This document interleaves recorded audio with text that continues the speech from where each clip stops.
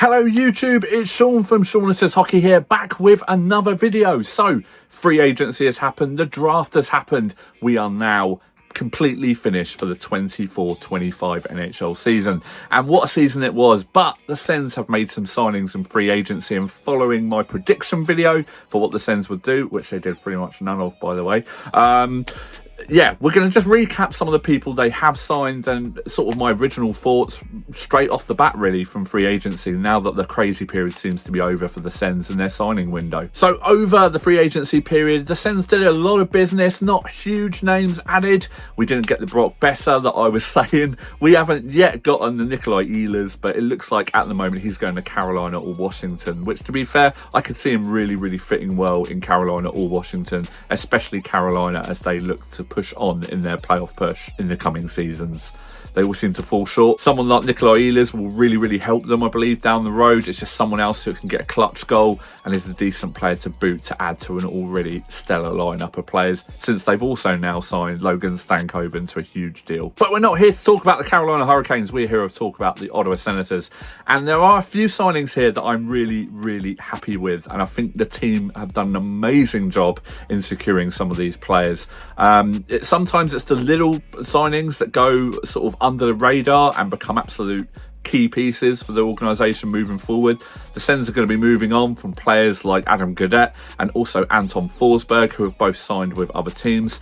They both served us well. I think Adam Gaudette has done really well for himself, signing a $2 million contract for 2 years, average AAV of $2 million with the San Jose Sharks. I think he'll do pretty well there. But, you know, he's going to get probably more time. I'd say probably an elevated role as well with them, rather than with the Sens when he was sort of stuck between the third and fourth line. He could even possibly go up between the third and second line for San Jose. So well done, Adam. Really enjoyed having you on the Sens last season. But yeah, Pasha's new for him. One player I'm really excited to get back, obviously, is Claude Giroux. Claude Giroux signed a $2 million contract, and it's laden with bonuses. And we weren't far off on what we said as a prediction. I want to say now, not watching that video back, that I said about $4.5 million. Sort of, sorry, that is bang on. That is not what I said. I think I said between 4 and 5 mil. You don't go above 5, in my opinion. But I think that's brilliant for him. If he achieves all those bonuses, it means we've won the cup, right? So all good. So anyway, we've got Claude back. Really happy to get that over the line. It did look like it was gonna possibly not happen at one stage, but thankfully they managed to get the job done. I will be honest, I've been very impressed with the past 2 seasons of free agency for the new regime. Steve Staios seems to be very good in his negotiations, and he's definitely building a good team spirit here through the free agency, picking the right pieces and things like that to add. Also, since recorded the last video, Nick Cousins has also re-signed with the Sens. Now, like I said, I felt like last season he sort of just chose us because we were the only real option out there for him towards the end. Obviously, he's a Ontario boy, and yeah, he's re-upped with the Sens on an 825 AAV contract. Yeah, it was a great depth player for us last season. It just brings a bit of grit, doesn't he? He winds players up and stuff on the other team. He's a perfect player to round out the roster, and again, he adds to the depth of the Ottawa Senators as we move forward to the new season. So just wanted to touch on Nick Cousins signing as well. So one other addition that they made, obviously alongside Claude Giroux, speaking of face-offs with Claude Giroux, is Lars Ellers.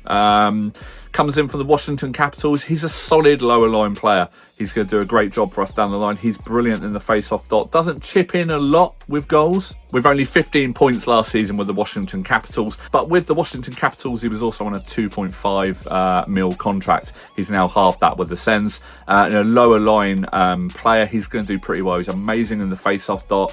And who knows what happens playing with other players on that fourth line with the Sens. He's got a lot of pace around him. Yeah, it's going to be interesting to see what happens there for sure. It's certainly going to be a strength now for the Sens moving forward, with players like Ehlers and also Giroux back in the face-off dot. Stutzler is getting better in the face-off dot as well. So yeah, we've got lots to look forward to, guys, coming forward next season. I think Lars Eller is a great signing for the team, and he's going to further strengthen us down that middle of the ice. So another lower line player is Artur Kaliev, who has finally signed with the Sens. I say finally, because I was really hoping last season they were going to pick him up through waivers. He eventually went to the New York Rangers as he was waived by the Los Angeles Kings. This is a guy that's got history with Steve Stais and Michael Andlauer with the Hamilton Bulldogs, where he had an outstanding scoring record there. And it just hasn't translated yet to the NHL. This feels like a bit of a prove-it year for Kaliev. I was really, really excited to pick him up, and I even put a separate post on my European Sens fan page saying how happy I was with that. I was gutted when I didn't pick him up last season, but to get him on a 7.75 AAV contract for 1 year, approve it. It's basically a no-lose for the player, all the Sens. I think at that rate you can afford to take a bit of a risk. It worked really well with Gaudette last season. And also playing with someone on the lower lines like Ellis, who's come in, who's gonna win an awful lot of the face-offs down there. A player like Kaliev is a bit of a sniper, so he's gonna feast off those. It's gonna be really, really good for the lower lines for the Sens next season. I think they've really, again, filled out the depth. You could say, obviously, you know, Adam Gaudette's left. We've lost his goal output from last year. I think he got 19 goals. I might be wrong there. But Kaliev, I mean, he's been a bit of a journeyman. You know, obviously, he's been in the AHL. He was with the Rangers last season and Kings. But you know what? This could be just the start he needs, obviously, playing for Steve Stais again. It's good to have that. And like I said, he had great point totals with the Hamilton Bulldogs. And it'll be great to see if you can unlock that potential back in him. And you never know where this contract could lead. You know, he's a player that was a good draft pick for the Kings back in the day. And yeah, it's going to be interesting to see what happens there. But a solid signing from the Sens with Kaliev for sure. And who knows, it might lead to elevated roles. If he has a good season, might build his way up the lineup and then sign a long-term deal with the Sens. That's ideal anyway, but let's see what happens there. So another piece that I'm pretty happy to add, even though it's going to be a good few years down the line, is goaltender Jackson Parsons. He's from Ottawa, had stellar few seasons in the CHL and the OHL, where he won not only the Goaltender of the Year awards, but also was elected to the season All-Star teams. So yeah, he's had a great track record. He signs an entry-level deal with the Sens for 3 years. So yeah, it's going to be interesting to see him go into the Bellevue Sens and see how he does with Mad Sogard. Obviously, goalies is a bit of a long burn with them, isn't it? You never really get their true value straight off the bat. So it's going to be interesting to see how Jackson does down there for sure. And see if he can step up to the AHL game. And who knows, you know, we've lost Anton Forsberg now, so it's Mad Sogard, Levi Merilainen and Linus Ullmark. You know, you've got the fourth goaltender now in there in the AHL. Let's see what happens with Jackson. But, you know, pedigree is all there. He's done a great job so far in his young career. Let's see if he can step up to the AHL level.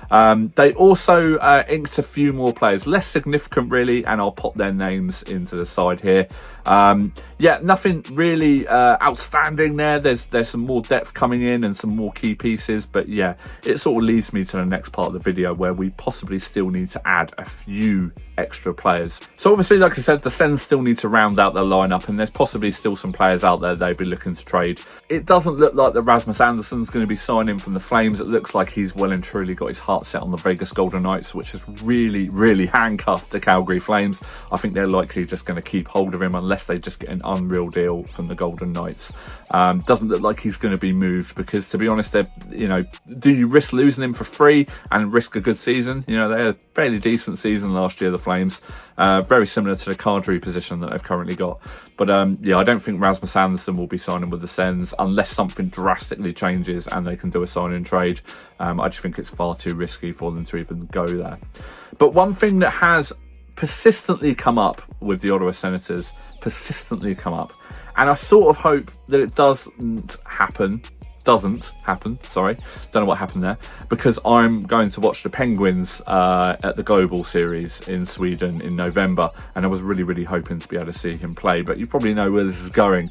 A lot of people talking about Erik Karlsson again. Now, Erik Karlsson, legend with the Sens, obviously, but he has a huge deal with the Penguins at the moment. He's got 2 years left on an AAV of 10 mil a season, with obviously after the money was retained by the San Jose Sharks when they acquired him. It's going to be really, really interesting to see what happens here, but part of me can see the Sens sniffing around Karlsson because I think there's a possibility for obviously a heavily reduced contract with Pittsburgh possibly eating up to 40 to 50% of the contract. A few media outlets have also suggested that the Penguins would be willing to do anything for cap dumps. It looks like they will be tanking for Gavin McKenna next season. So, you know what? Let's go against the Penguins for the 2017 playoff loss, and let's get some assets to the Sens and see where it takes us, eh? So what I'm going to suggest here is that obviously the Sens at the moment have a few players on the roster. Now, one of them is, you know, in my view, he's been declining the past few seasons. Now, I'm not saying they do trade him, but I'm saying he's got to be an option out there. We've also got players like McEwen, we've got Angus Crookshank, we've got David Perron. I loved Perron's play last season with the Sens, but he's got a year left on a deal which is paying him just over $4 million a season, I believe. I don't think there's going to be much scope in them keeping him, especially at that rate. But I think, you know, if you were to offer the Penguins some of those players, plus some draft picks, the Sens forfeit their first round draft pick next season in the Evgeny Dadonov problems. I really thought they were going to be able to keep that. They got a second round next year, and I believe they got 3 third round picks. So it's going to be interesting to see what happens there. The Penguins will be looking to rebuild through the draft, I'm sure, around Gavin McKenna if they can manage to snag him. But anyway, hear me out here with the Karlsson thing. So I think if you're looking to take on Karlsson, you're going to be obviously trading an asset to get him, because if you're getting him retained, if you're getting a percentage of his salary retained, let's say it's 40%, and that's a big if. It could be 30%, which means you're paying $7 million a season. The Sens currently have, I believe it's 4.5 to just under $5 million at the moment in cap space. And Steve Staios has been very vocal that he doesn't like spending up to the cap because it doesn't give you much room through the season. So there's a few things I think they can do here. Obviously, the player that I would probably throw in any trade talks would be David Perron. Now, I really like David Perron, but like I said earlier, he's on an expiring deal this year coming up. And to be honest, he missed a large amount of last season, so it's almost like, you know, do you look at maybe throwing him in the trade? So if you're throwing Perron's contract in there, you've got $9 million, which is in there. So, you know, you're in for $9 million, let's say. So straight away you can afford Karlsson, but then you have a massive void on the left side of your second line, effectively, unless you're pushing Kaliev up or you're pushing Ridley Gregg up. But Ridley Gregg seems to be dividing his time between centre and wing at the moment, so I'm not too sure if that's something you want to do. But the thing is with that, if you take Karlsson and you were to switch him with, say, a David Perron plus maybe a second rounder or a first rounder with a massively retained contract on Karlsson, let's say he comes in at a $6 million hit. Now, if you're going to take Karlsson on and switch Perron, there's a hybrid option there with Karlsson, because his points totals, I mean, let's be honest, he's not a defenseman. He's never going to play top line minutes with the Sens. He will be, I mean, look, let's also look at it, you know, we've got Nick Jensen. No one knows what's happening with Nick Jensen down the line.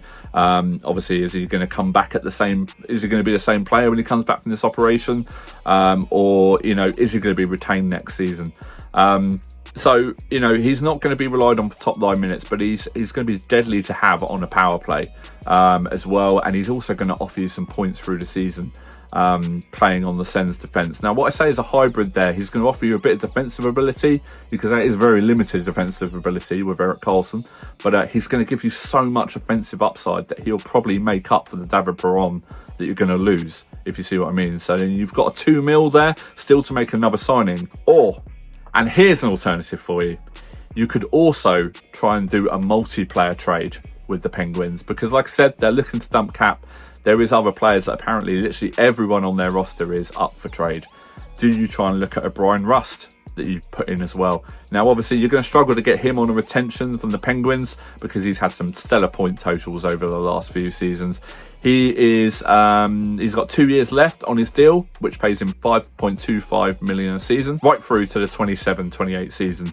I think he would be an absolutely brilliant addition for the Sens if they were looking to bring him in. This guy with the Penguins the last 3 seasons, he's been with the Penguins sort of long term as well, so he has built alongside Crosby, Evgeny Malkin, so he's always had the same core around him. But last season had an absolutely brilliant season, a career year where he got 65 points, 31 goals and 34 assists. I think he could be something that you try and get as well to bring over another forward, and you've got an offensive defenseman. And also, you know, like I said, the one of the players I'm going to suggest here who's been declining over the years is Artem Zub. Now, again, he was injured an awful lot the past few seasons. You know what? It might be time. He's 29. He's on the hook for 4.6 million for the next 2 seasons. In fact, I think I just said that Brian Rust has only got 2 years left. Technically, he's got 3 years if he's on to 27, 28. So, but anyway, I digress. Yeah, so, you know, do you discuss a trade there with Artem Zub? You know, the guy has been injured an awful lot. Do you try and do a Perron and Artem Zub with some draft picks, with a retained Carlson and a Brian Rust coming back the other way? I don't know. But is that a trade you can make with the Penguins? I think as the sweetener is you're taking the Carlson contract off them at obviously a heavily discounted rate, but they're not going to be spending up to the cap for the next good few seasons anyway. So is that something they're going to be looking to do, to dump the Carlson contract to move on so they can rebuild through the draft? I mean, let's be honest as well, it's going to be interesting to see what happens with Sidney Crosby at the trade deadline this year, because he's got 2 more years left on his deal. Does he want to go and chase a cup in his final few years with the Pens? Who knows? But yeah, so I'm saying if you're going to sort of trade out, I mean, a lot of the free agencies are gone now. Free agents are gone. Do you look at doing a deal with the Penguins to bring Carlson and also Rust over? I think they would massively answer a lot of problems that, you know, you could potentially foresee with the Sens with goal scoring. I think he would also work really well alongside some of our younger players like Pinto and Cousins on the lower lines, because I don't think he's really going to touch the top line. But I think at that contract, if you're going to take him on, you've obviously got to trade assets out. And do you just move out a player like Artem Zub? Right D for right D, and Brian Rust is obviously, he can play both wings. Predominantly plays right wing, I think, for the Penguins. Have seen him play on the left wing as well. So yeah, just an option there for you. I think if you were going to trade almost money for money in that deal, you're still going to have a bit of money free there. And you've also, I think probably you've massively upgraded your roster if you can get some sort of deal done with the Penguins for Rust and Carlson. Obviously Carlson heavily retained, but anyway, yeah. So anyway, guys, that's just a follow-up video to my how to build the Senators, or predictions for the Senators. I've really enjoyed free agency this year. Like I said, new channel here really, and it's stuff I want to do from now on. Obviously, you know, I still do the card openings and things like that, but I wanted to start this channel at the beginning of this year because I wanted to be able to share my love for the Sens and also to chat with hockey lovers. And I got a lot of comments on the last video, so I really enjoyed the interactions with people. So I really hope you feel the need to stick around and subscribe and comment. And it's all about interaction YouTube for me. So any Sens fans or hockey fans in that regard, please feel free to comment, rate and subscribe. And I hope to see you in the next video. Until then, thanks for watching. Bye.